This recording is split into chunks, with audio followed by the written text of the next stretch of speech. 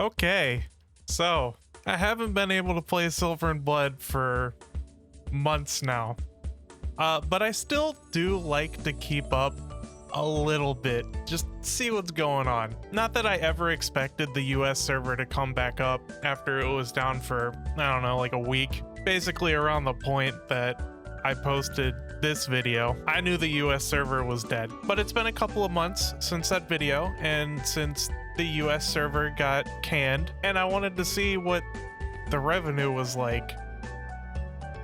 Oh my god. You know, the drop from January to February makes sense. Like, global went down 65% from the previous month, and now in March it went down another 50%. Silver and Blood is making peanuts right now. These numbers are terrible.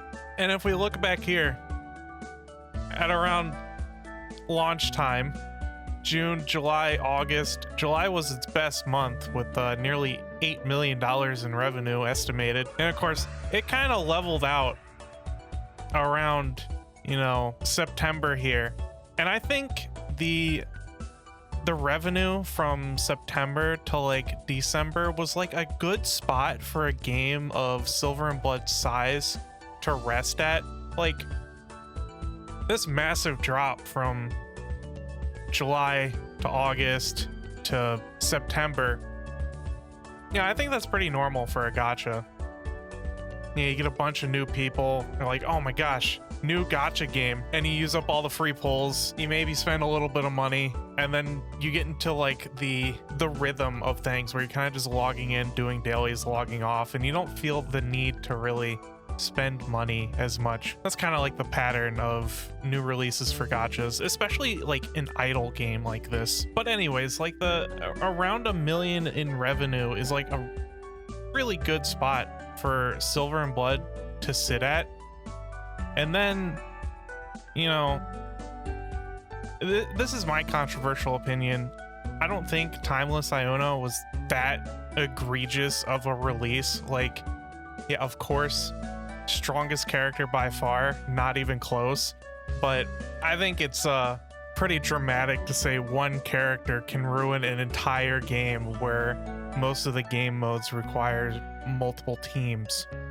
I think what came after Timeless Iona really killed the game, and I think Timeless Iona came out around September, October, I don't remember, and I don't care to look it up, but it was around that time. The reason for the revenue drops after that is just like these really stupid systems that came into play afterwards.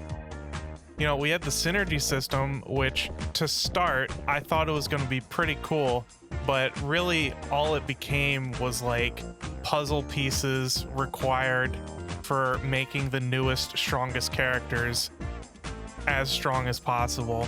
And then we had that horrendous dual banner with Alexi and Livian. It was shortly after Timeless Iona. And just like the drop in quality of events, the lessened rewards every month, the uninspired character designs. Then at the end of November, beginning of December, we had really the worst update ever with the half anniversary. I said that the new like talent tree soul siphon system was just gonna be a way to make new characters require more dupes, and they're not gonna buff any of the old characters. It's not gonna be like a cool new system to buff old characters and make them relevant or more. No, this system just made them even more dead than before. There was also the new PvP event, so there was a very heavy focus on PvP, and they had a brand new ancestral banner. An ancestral banner of a character that required at least 5 dupes to really achieve her full potential. And that potential was a AoE damage dealing juggernaut with piercing damage that was quite literally too angry to die. with her multiple invulnerabilities. It was just absolutely insane. And I said, based on the patterns of how everything was getting added to the game, like the increased focus on PvP, this new skill tree with the soul siphon system, this new ancestral character that requires multiple soul siphons to be relevant, I said it wasn't gonna be very long until we had another ancestral unit of similar power requiring similar investment. And then what do you know? After the US servers go down, the next character we get, Ancestral Ampuza, who I'm not entirely familiar with her kit. I just know that she's insanely powerful. And then what do you get after Ancestral Ampuza? That's right, another ancestral banner. Ancestral Gestal. And what's after that? Well, funny thing, I don't think they have anything planned for April, at least not officially. I don't think there's been any announcements for new characters, new events. The in-game event calendar just like stops after this current banner, which is running a lot longer than previous banners. So you're just getting less banners and they're more expensive. But yeah, it's really sad because this game was something special. It started off really strong, really generous, and I think that's really how you retain people in gachas, is by how generous you are. Whales are going to whale in any game they play, no matter what. They need to be the top. They need to be the most powerful people in the gacha, especially if there's any kind of competitive element in the game. Whales are going to whale. And then the free-to-play players and the low spenders, they are only going to play if you are generous. Otherwise, they're going to leave and find another game, or they're just going to hop between gachas, do those first couple of weeks of like insane pulls, and then once the dopamine is run out, they go to a different game. You need to keep being generous to keep these people playing.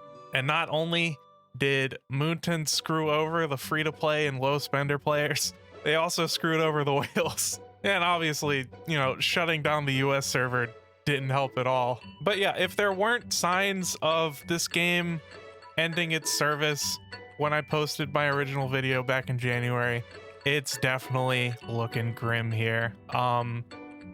This game is drowning.